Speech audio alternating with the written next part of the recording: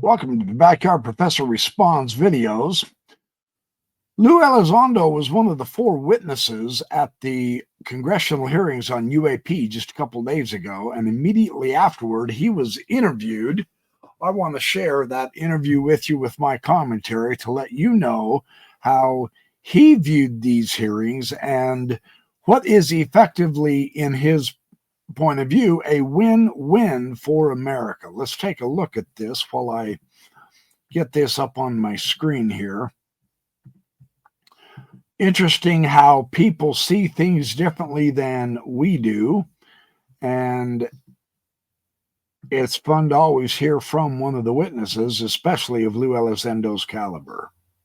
Former military intelligence and counterintelligence officer Luis Elizondo joins us now. Thank you for making your witness today. I want the audience to know you're also author of Imminent: Inside the Pentagon's Hunt for UFOs. Luis, thank you for being with us. Chris, thank you so much for having me.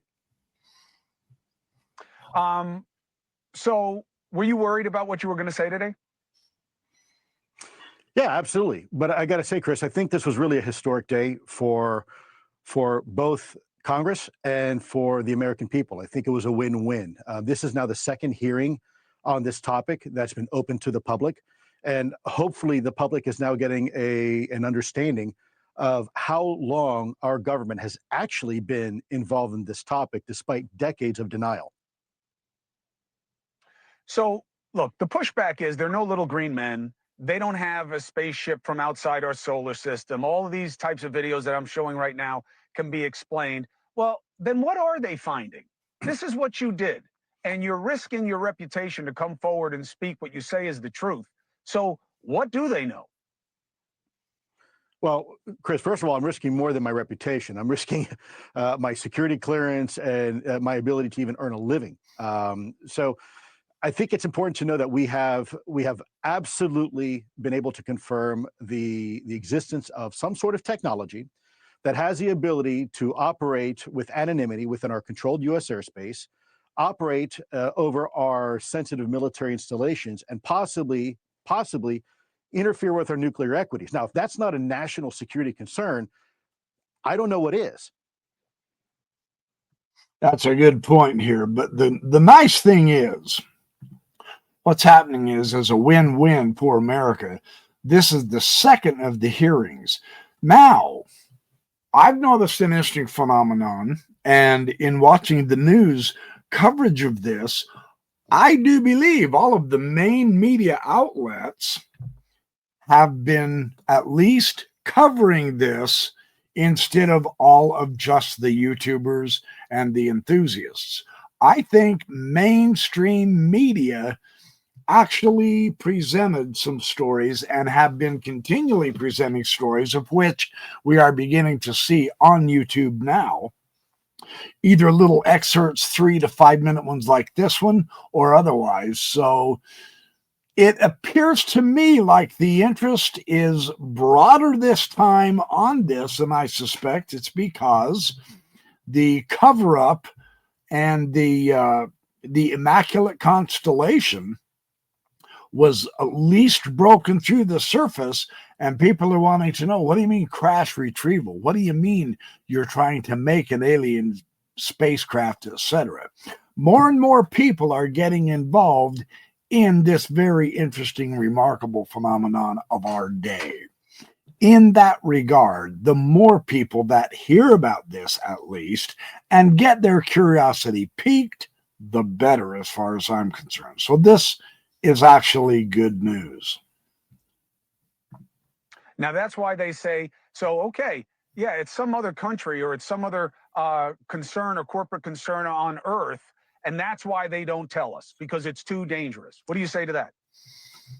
So, Chris, let's look at this from a temporal perspective. Okay, we've been dealing with this for decades, and documents now have been submitted to Congress that prove without a shadow of a doubt, since the early 1950s, we've been dealing with this issue. And when I say dealing with this issue, I'm talking about objects that still to this day can operate beyond any type of performance characteristics of our modern aircraft. So I would say, look, if one were to say maybe this is Russia or China today, Okay, but that doesn't explain the 1950s and 60s where these aircraft were captured on radar doing 10,000, 13,000 miles an hour in a low Earth atmosphere. Okay, what we have in comparison pales. For example, the Lockheed YF-12A SR-71 can do about 3,200 miles an hour at an unclassified level, which is pretty fast. And when it wants to take a right-hand turn, it takes roughly half the state of Ohio to do that. And what we are seeing are objects that are doing 10,000, 13,000 miles an hour and are able to execute an immediate right-angle turn, do 180 degrees, pop in and out of our atmosphere, and even underwater. So where were we in the 1950s? Well, we had barely broken the sound barrier and hadn't even made it into space.